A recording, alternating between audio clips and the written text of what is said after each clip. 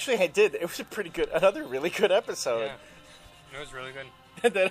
the scene where Eliza Dushku, the character that she's playing, meets her son, and then the son kisses her. Again, though, they had a really awesome, sympathetic storyline with that Topher character. See, I love that part. It's finally getting... It's getting to the stuff that, yes, I've been waiting for. The problem is I think they just waited too long to get there. And that's why the show has been losing people. Maybe, yeah. It's like but you can't leave the good stuff, the best stuff, towards the end of the season. You have to lead with it. Mm-hmm. Draw people in, get them caring about everybody, and then start, It's that Topher thing, it was kind of depressing. It was. I mean, it was, but in a good kind of depressing, but it's his birthday present, that's what she gives him to do, and it's just like, man. The thing is, the other thing too is that there are lots of girls out there that are like that he could easily meet. Right. But because he's there 24 hours a day, he never really gets out. I mean, they kind of talk about that. Yeah. That's why she gives him this one thing one time a year. I mean, he does have. They've kind of had him flirting with his assistant. Right. But that kind of never went anywhere. But yeah. No. No, but it was a funny episode. It was another funny episode. I wish they'd do, have more fun with it. And Eliza Dushku, oh my God. She was hot in that one. I mean, even more so than all those episodes when she was wearing the fishnet stockings and the short skirts. You know what I like about the Dollhouse, though, is that all the individual characters all look really different. Because you have... When it comes to the guys and the girl, like the dolls, they all physically are different, which I think is kind of cool. That instead of like just making them, especially a show about sex, you have different female body types, right? And same with the males, that they all look different. They're all like unique in a way where you can't confuse one for the other, and I kind of like that because the November character is November, right? That's the Sierra. No. November, the one that lives next door to the cop. Oh yeah. She's kind of like a bigger girl, right?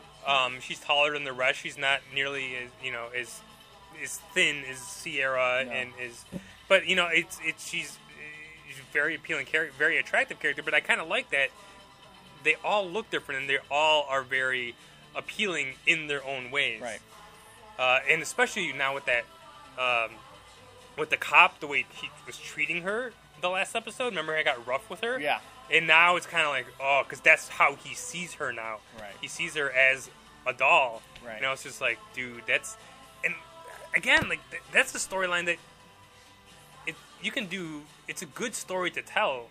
Like, just about the darker side of humanity. And who knows if it's going to be... Because that, to me, that was very dark. I was like, that's kind of what it is when people look at another person as being beneath them. Right. And it's just... And that's where you're starting to get the payoff for that character, too. They were taking so long to get to that. That this guy is no better than the people he's after. Because he has the exact same attitude. Mm-hmm. No, you're right. It's sad, but, I mean, it's not cast in stone yet that the show's not coming back. They haven't come out and said it. But who's to say? I know. I mean, in the last 3 episodes, it's really hit its stride. But you put it on a Friday night, no one's gonna fucking watch it anyway. Right. But I don't know if someone commented on here or if I read it somewhere else about if ratings are starting to take into account people who are TiVoing stuff, right? Because there's a lot of people TiVoing shit, and I bet you that's the show that is on a lot of people's TiVos. Especially because it's on a Friday night. Or if people are looking it up on Hulu, that's true. They're trying to view it online because they are pushing that even more. Yeah. And I think online content, shows online are going to be getting more of a push. Mm-hmm. You see a lot of shows now that are being created specifically for the web. Have you seen Ed Brubaker's show, Angel of Death? No, is that on there now? Yeah, because he always writes about it in his Criminal Incognito in the backup. Because isn't Zoe Bell? Zoe Bell, yeah. Yeah, she stars in it, yeah. What's it called? Angel of Death. I'll find that. Where's It's on Crackle.com, the Crackle website. Are they like mini episodes? Yeah. It's like 10-minute All right. episodes. I mean, I like Zoe Bell. she's good. And the acting is kind of spotty in some places, but it's these days now you can create your own television show, be a showrunner, and put it on the internet, which is kind of cool. Joss Whedon.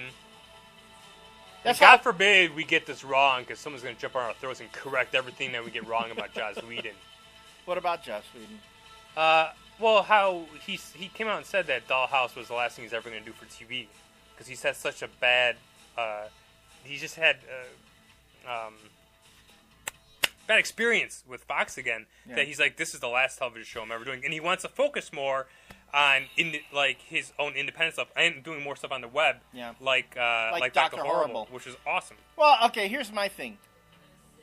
They treated him like a king at the WB. Why did he leave? You know? Yeah, I mean, then he left the WB to go to UPN. Why did he go to UPN? Because UPN was going to give him more freedom with the Buffy show. Yeah, I think that, and he did.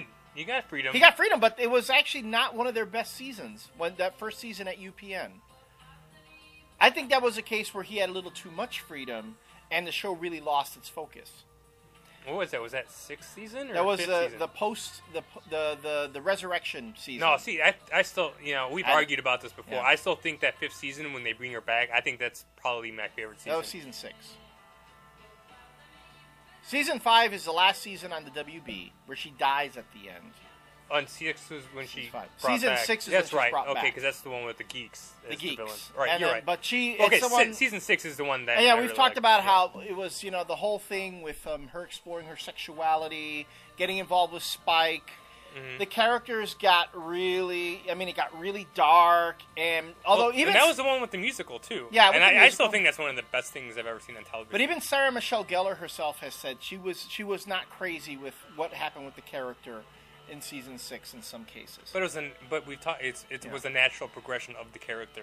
So yeah, but if the actress who plays a character disagrees with it, you would think she knows a character better than anyone.